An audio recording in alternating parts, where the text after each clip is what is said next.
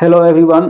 तो आज हम लोग का 11th क्लास में टॉपिक है addition of factor by analytical method. यानी इस टॉपिक के पहले जो भी टॉपिक्स है हम पिछले क्लास में डिस्कशन कर चुके हैं, 2-3 क्लास निकल चुका है और इस चैप्टर का आज का ये टॉपिक सबसे खास है, सबसे इम्पोर्टेंट है और काफ़ी इंटरेस्टिंग है। और इसके बिना जो है न्यूमेरिकल वेक्टर का सॉल्व करना मुश्किल है। तो चलिए देखते हैं ये टॉपिक है क्या। तो दिया हुआ है addition of vector by analytical method और इसमें भी इसका फर्स्ट मेथड है इंट्रायंगल मेथड। फिर इसके बाद आएगा पैरेललोग्राम मेथड। तो कोई एक मेथड सीखना है, एनसीईआरटी बुक वगैरह में जो भी एक मेथड दिया हुआ रहता है उससे काम चल जाता है। एक मेथड सीखने में दोनों बता देंगे, कोई दिक्कत नहीं है। तो एनालिटिकल मेथड क्यों? एडिशन ऑफ वेक्टर के नियम से ए वेक्टर और बी वेक्टर का रिजल्टेंट समथिंग होगा तो वो वेक्टर में लिखा जाता है, लेकिन यदि हम उसको मैग्नीट्यूड के फॉर्म में लिखें तो क्या होगा, इसीलिए हम यहाँ पर एनालिटिकल मेथड पढ़ते हैं। तो यहाँ देखिए ओ क्यू और क्यू पी दो वेक्टर है। ये इसको ए वेक्टर और इसको बी वेक्टर सिंबॉलिकली दिया गया है। ए वेक्टर का हेड बी वेक्टर के टेल के साथ जुड़ा हुआ है, दोनों सेम ऑर्डर में हुआ। तो इन दोनों का रिजल्टेंट जो होगा ए के टेल से बी के हेड को मिलाने वाली ये स्ट्रेट लाइन के बराबर होगा। यानी इसका नाम यदि हम आर वेक्टर देते हैं तो ये आर ए और बी के वेक्टर सम के बराबर होगा। ठीक है। अब ए और बी जो है एक दूसरे से यहाँ पर थीटा एंगल पर झुका हुआ है, बेंट किए हुए है, इंक्लाइन है। यहाँ 90 डिग्री एंगल हो गया, यहाँ पर टी दे देते हैं, ये एंगल थीटा देते हैं। और ए और बी का जो रिजल्टेंट वेक्टर है आर, वह बेस के साथ भी सम एंगल बना रहा है, इसको हम अल्फा एज्यूम कर लिए। इसी चीज को यहाँ पर हम थ्योरी में लिखेंगे तो वो थ्योरी हो जाएगा। Consider A and B are two vector inclined at theta angle to each other. The resultant of both vector is R, which is at theta angle with base vector. ठीक है। ए और B दो vector है जिसका resultant R vector है जो base के साथ अल्फा एंगल पर है, लेकिन ए और बी वेक्टर के बीच एंगल कितना है? थीटा है। तो एडिशन ऑफ वेक्टर के नियम से ए वेक्टर प्लस बी वेक्टर ये कितना के बराबर होगा? आर वेक्टर के बराबर होगा। ये हो गया नियम, एडिशन ऑफ वेक्टर का रूल ये हो गया। लेकिन अब इसको मैग्नीट्यूड फॉर्म में लिखेंगे तो उसका रिलेशन क्या बनेगा, यानी इसी को अब अलजेब्रिकली हमको चेंज करना है। इसमें यही काम है, दूसरा इसमें कोई प्रॉब्लम नहीं है। तो अब इसके लिए हम क्या किए, नाउ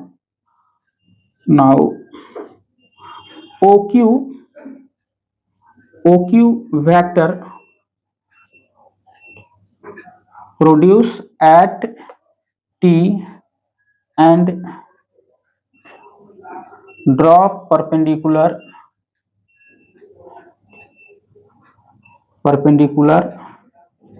from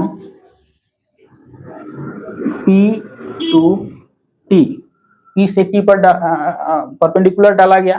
अब in magnitude form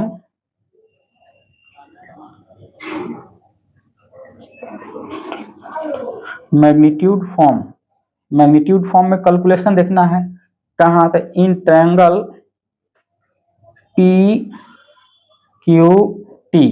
PQT triangle को देखिए, PQT, और कैलकुलेशन देखना है यहाँ मैग्नीट्यूड फॉर्म में। यानी बी वेक्टर का मैग्नीट्यूड बी होगा, ए वेक्टर का मैग्नीट्यूड ए होगा।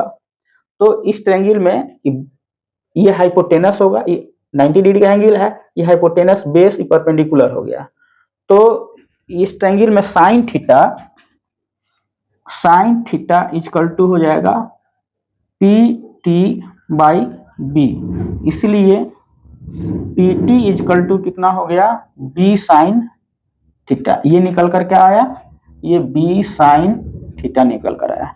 इसी तरह कॉस थीटा, इसी ट्रायंगल में कॉस थीटा इक्वल टू देखेंगे तो क्यू टी बाई बी, इसलिए ये हो जाएगा Q T equal to B cos theta हो गया। ये क्लियर हो गया। इस ट्रायंगल में sine T ratio cos T ratio का वैल्यू यहाँ पर निकाले तो यहाँ पी टी और क्यू टी का मान निकल गया। ये क्यू टी जो हो गया बी कॉस थीटा, ठीक है। अब हम लोग क्या करेंगे, ओ पी टी ट्रायंगल, बड़े वाले राइट एंगल ट्रायंगल को लेंगे। इन ट्रायंगल ओ पी टी में, राइट एंगल ट्रायंगल में तो कई फार्मूला होता है, तो यहाँ हम लोग जिस गोल पर एम किए हुए हैं उसके लिए जो सुटेबल चीज है वो हम अप्लाई करेंगे। यहाँ पाइथागोरस पर में अप्लाई करेंगे, पाइथागोरस से मैंने हाइपोटेनस बेस और परपेंडिकुलर का रिलेशन है वो अप्लाई करेंगे। O P square equal to P T square plus O T square, ये फिर ओ पी, इसको थोड़ा सा और बेहतर तरीके से लिखते हैं, P T square, O T को एग्जैक्ट हमको पता नहीं है कि ये कितना है, यहाँ ए है यहाँ बी कॉस थीटा है, तो इसको स्प्लिट करके लिखेंगे तो O Q plus Q T होगा, ठीक है। इसका तो ये फिर ए प्लस बी का होल स्क्वायर से टूटेगा। क्लियर, देखते हैं वीडियो में है कि नहीं। नीचे चलिए, नीचे गायब हो रहा है तो हम इसका कैलकुलेशन ऊपर से करते हैं।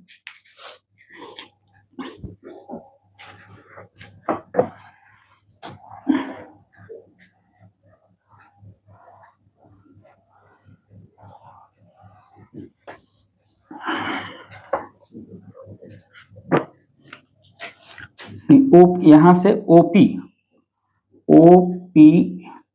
Square equal to P T square, और यहाँ पर ओ टी को O Q plus Q T लिखेंगे। स्क्वायर किए, इसको ए प्लस बी के होल स्क्वायर पर तोड़ेंगे, O P square equal to P T square plus O Q T square 2 into O Q into Q T, ये हुआ। ये क्लियर है। अब यहाँ पर सभी का सिंबलिक वैल्यू डालेंगे। ओपी, क्योंकि ऊपर लिखे हुए थे यहाँ कि हम लोग कैलकुलेशन मैग्नीट्यूड फॉर्म में कर रहे हैं, तो ओपी, ओ से पी तक का वैल्यू आर वेक्टर है, लेकिन इस आर वेक्टर का मैग्नीट्यूड सीधे आर होगा। यहाँ पर आर लिखेंगे, पीटी का value B sine theta square है, स्क्वायर करेंगे। ओ क्यू कितना है, ए है, A square B square cos square theta 2 into A into B cos theta.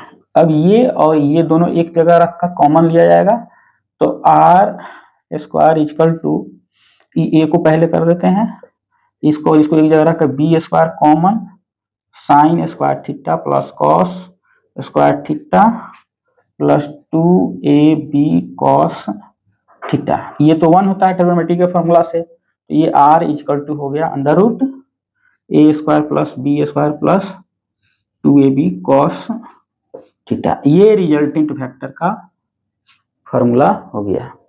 यानी इसके पहले ऊपर जो लिखे हुए थे r vector equal to a plus B vector, तो यहाँ पर r equal to under root A square plus B square plus 2ab cos theta, दोनों सेम है। वो वेक्टर मेथड से है और ये जो है अलजेब्रिक मेथड से है, ठीक है।